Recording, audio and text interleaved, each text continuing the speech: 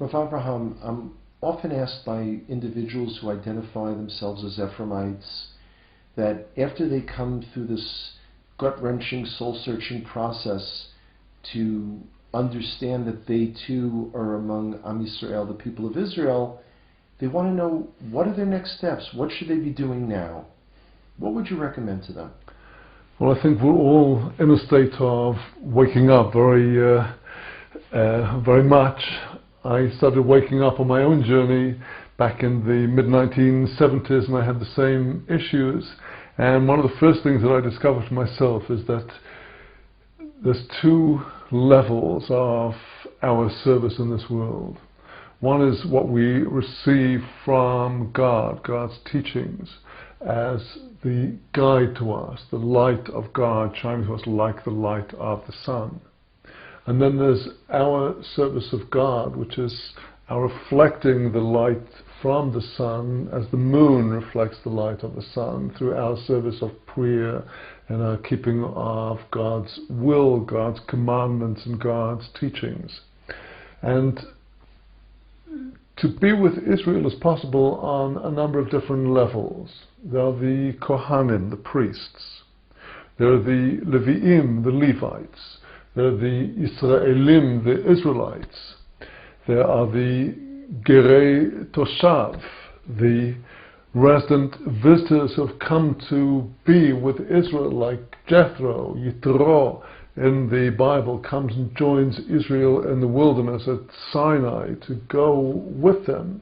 Many different levels of connections, and we're all going in the same direction. We must be, if we're part of the Machaneh Israel, the camp of Israel, we're all going towards redemption, towards the rebuilding of the temple, the restoration of a world that respects the Torah of God, the creator of the world. And in order to march together, we have to be keeping time together. And the essence of keeping time is following the Torah calendar. The Torah calendar begins with the first of the 12 months, of the 12 lunar months of the year, the month of Nisan, the month of redemption, which the Torah tells us in Exodus, this is the head of your months. And Nisan has its festival of Pesach, Passover, the festival of redemption.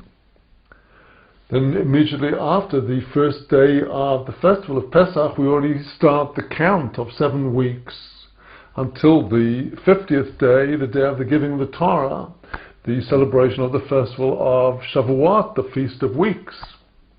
And then we go into the summer, and we have the more introspective and soul-searching period of destruction, which we recall in the summer months. And then we come to the high holidays in Tishrei, September, and we are approaching Rosh Hashanah, the head of the spiritual year, Yom Kippur, the Day of Atonement, and the festival of Sukkot. Well, all of these times of the year affect our day-to-day life in those seasons. Now we are in Nisan, looking forward to Pesach, cleaning our houses of the chametz, the leavened breads, and all the crumbs and everything else, getting ready for the spring holiday of redemption. Each period of the year, if we follow through the practices of that period, we are marching together with the camp of Israel. And this goes down to our week-by-week studies as well. Every day should have time for the light of the sun and time for the light of the moon. The light of the sun is the study of the Torah. The light of the moon is prayer, contemplation, beseeching God for His help and fulfilling God's will and God's precepts and commandments. So every day should have its period of Torah study. And every day should have its period of hitbodedut, of private, secluded prayer, and also prayer with dear ones and with community where this is possible. Now, the light of the sun, the Torah, is received each week according to the light of the portion of the Torah that is shining that week.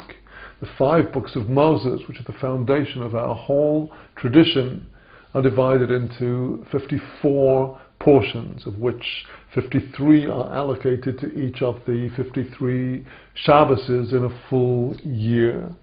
And week by week, when we follow each parasha, starting right after Sukkot, right after Tabernacles, in October, with Genesis, chapter 1, in the beginning God created the heavens and earth, and we follow through the Torah portions week by week, we are marching with the camp of Israel. We're learning vital information from every parasha, from every portion about our conduct, what God asks of us, what God demands of us, what God teaches us to do. So it's through keeping up with the study of the Torah in the annual cycle, and through keeping up with the Torah calendar, observing, and even where we may feel that we're not yet ready for the full observance of this particular commandment in this way, nevertheless we inform ourselves about it, and we accept that knowledge is power, that you've nothing to lose, nothing to be hurt by knowing about something that may be unfamiliar. Just like sometimes people become aware of how they should live in a healthy manner, and they start reading what is actually recommended by the experts in the field, and they are in horror about how much change this would demand of their lifestyle. It doesn't harm to know, and the more you know, the more respect you have for those who do observe the Torah, and the more ability you have to come to this observance in a loving and knowledgeable and deep way.